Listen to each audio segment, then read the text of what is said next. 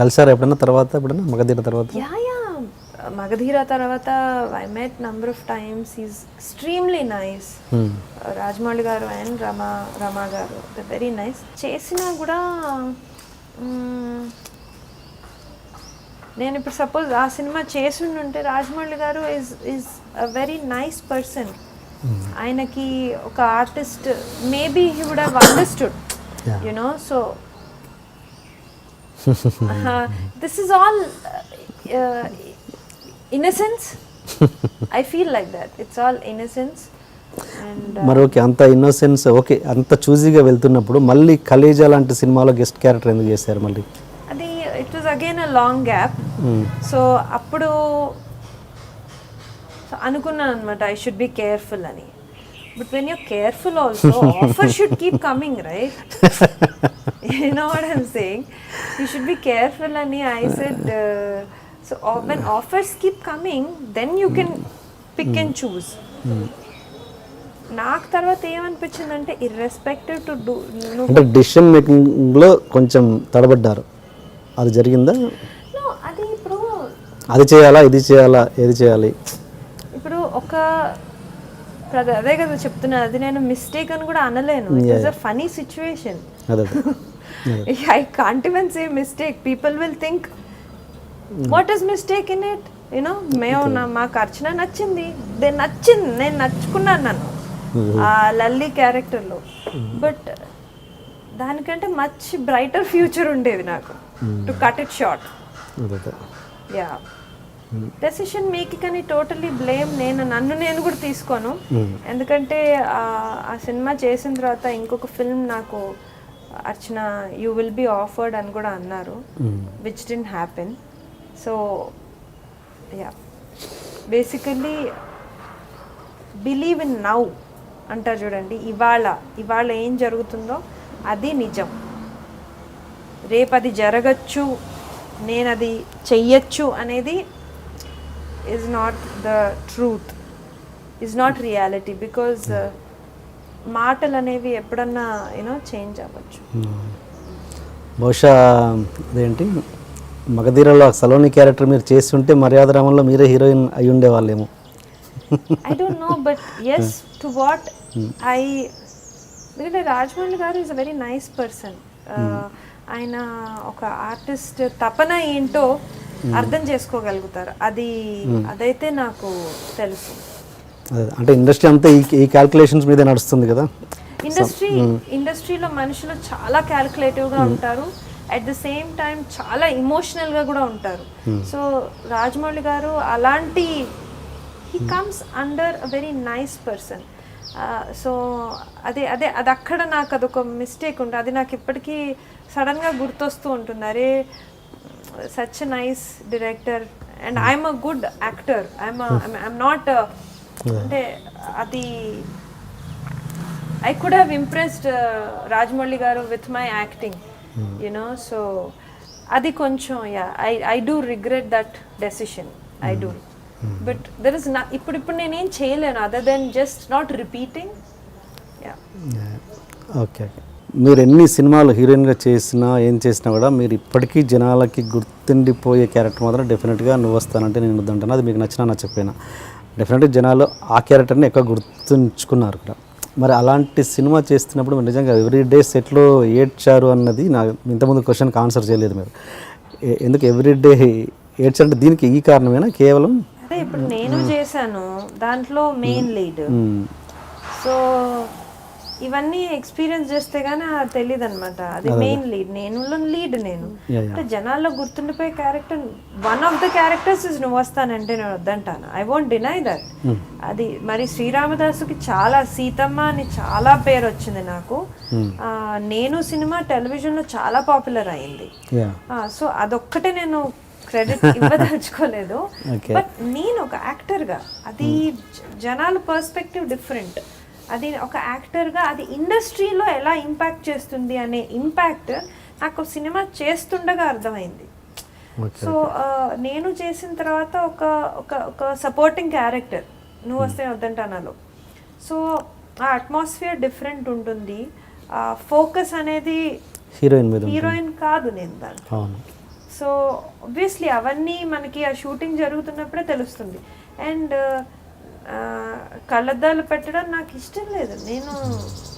నేను చేసిన వెంటనే ఈ సినిమా చేస్తున్నాను. సో నాకు సెకండ్ ఫిల్మ్ ఇది, second or third film simultaneous గా నడిచాయి, కొంచెం టచ్ లో ఉంటే చెప్తా అవన్నీ. సో నేను చేస్తున్న టైం అయిన తర్వాత ఈ సినిమా చేయడం అనేది it was a disturbance for me. ఏంటి నేను ఇప్పుడైతే నాకు సినిమా నచ్చకపోతే నేను చెయ్యను, ప్లీజ్ ఐ నాట్ ఇంట్రెస్టెడ్ అని చెప్పేస్తాను, ఐ డోంట్ కేర్.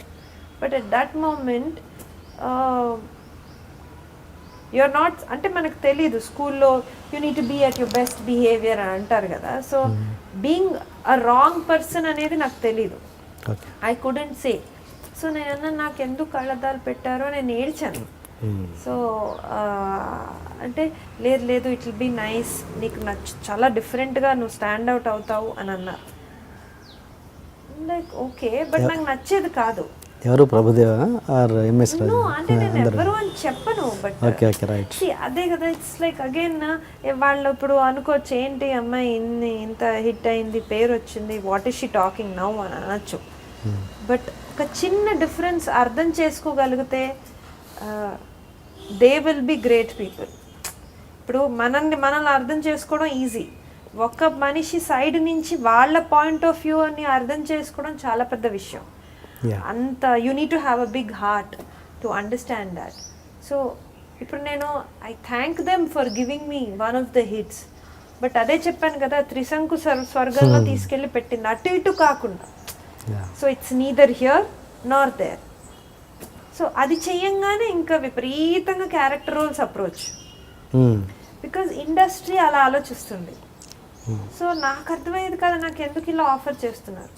ఏదైతే లీడ్గా చేయవలసిన సినిమా ఇందాక ఏదైతే పేరు చెప్పలేదో ఆ సినిమా నా చేతిలో నుంచి వెళ్ళిపోయింది. సో చాలా త్వరగా చాలా విషయాలు జరిగిపోతున్నాయి నా కెరియర్లో. So yeah, that is why I was upset. And నాకు పర్సనల్గా నా ఫీలింగ్స్ని నేను ఎక్స్ప్రెస్ చేసే రైట్ నాకుంది. నేను అప్పుడు హర్ట్ అయ్యేదాన్ని, I was getting hurt. Okay. And నువ్వు వస్తానంటే వద్దంటనా చేస్తున్నప్పుడు ఎంఎస్ రాజు గారు ఇది చేసిన తర్వాత హీరోయిన్గా ప్రొజెక్ట్ చేస్తాను మళ్ళీ ఒక సినిమా ఇచ్చి అని మాట ఇచ్చారని, అది నిజమేనా? I don't know what to react.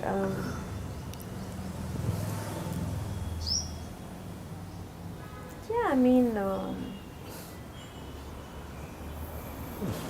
maybe ఆయనకి ఉందేమో టు టేక్ మీ.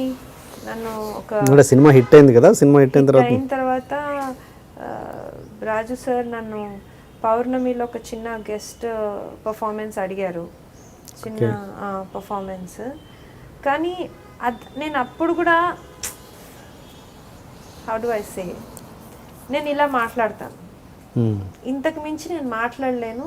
ఇప్పుడు నేను మీ షోలో నిజంగా చాలా చాలా మనసు విప్పి ఓపెన్ అప్ అవుతున్నాను యాక్చువల్లీ, నా మెంటాలిటీ వైజ్.